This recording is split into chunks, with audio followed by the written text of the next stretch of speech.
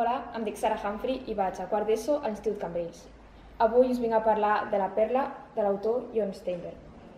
És un llibre que hem llegit aquest any com a lectura obligatòria a l'assignatura de català. Doncs la novel·la està basada en una llegenda molt famosa mexicana que narra la història d'una família indígena que un dia troba la perla més bonica del món.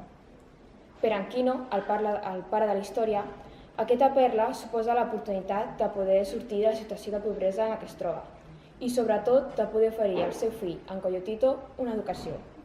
En canvi, per a la mare, la Joana, creu que aquesta perla només els portarà problemes. És això que acaba passant, ja que molta gent s'intenta aprofitar d'ells. M'ha agradat molt el llibre perquè també tracta altres temes com la situació de discriminació en la que es troben les classes baixes, en la que es pot veure com la societat està dividida en dos estaments molt diferents.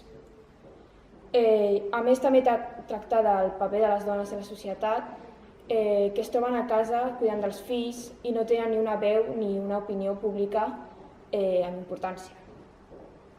És una novel·la prou moral, amb un vocabulari potser una mica difícil, però és una història breu. A mi especialment m'ha agradat bastant, així que la recomanaria a qualsevol jove que vulgui un llibre que el faci reflexionar.